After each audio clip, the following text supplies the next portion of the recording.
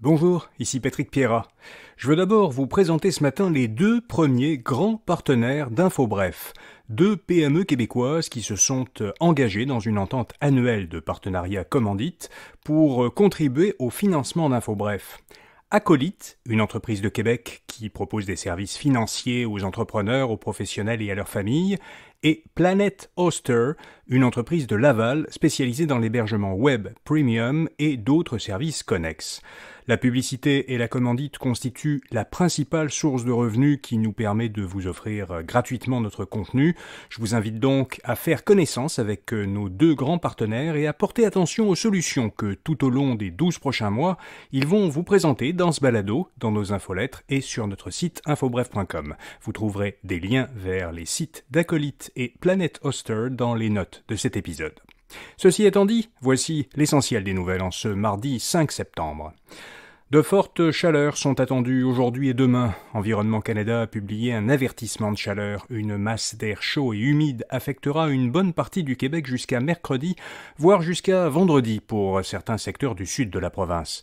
Les températures devraient dépasser 30 degrés Celsius et les valeurs humidex, qui tiennent compte de la chaleur et de l'humidité, iraient de 37 à 42.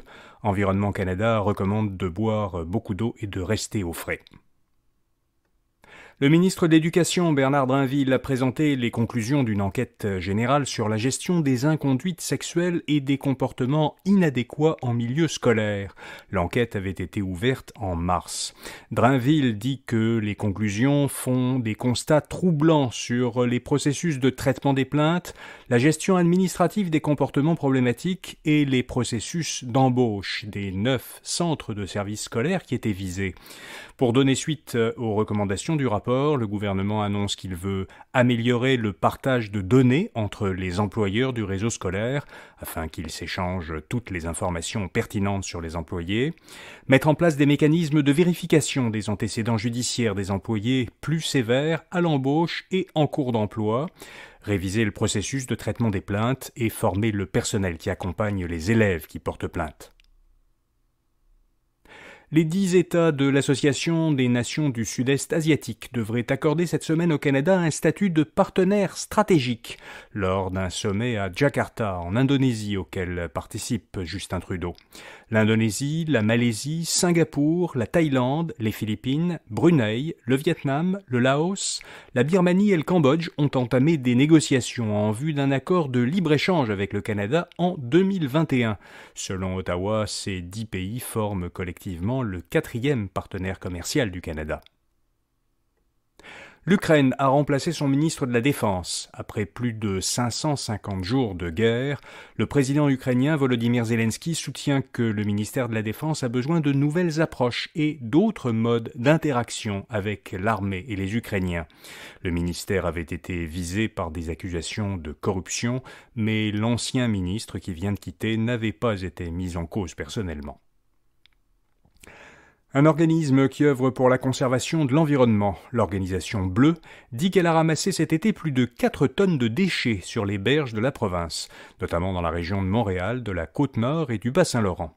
L'organisme prévoit 4 autres événements de nettoyage en septembre, à Pointe-Claire, Lévis, l'île d'Orléans et aux îles de la Madeleine.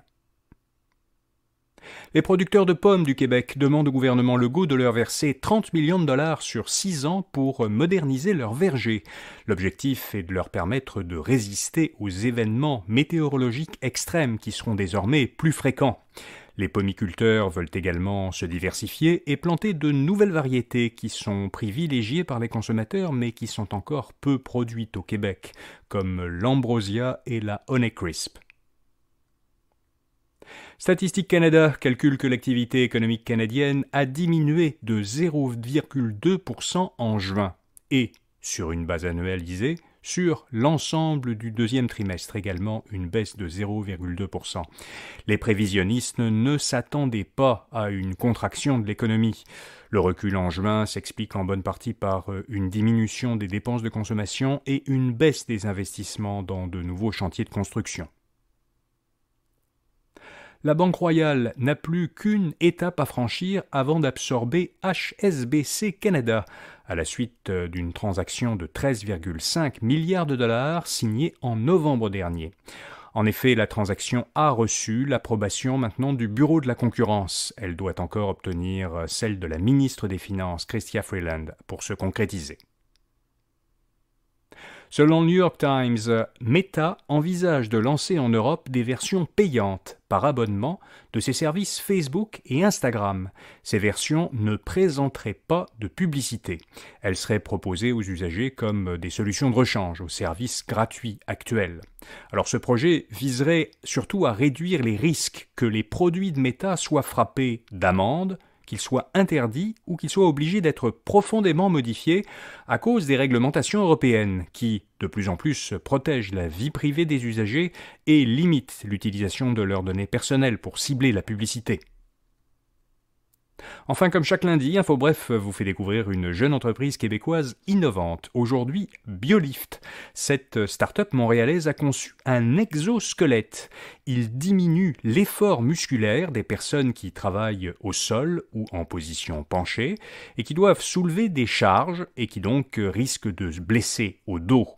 Entièrement fabriqué au Québec, cet exosquelette fonctionne sans moteur grâce à un système de ressort à air comprimé.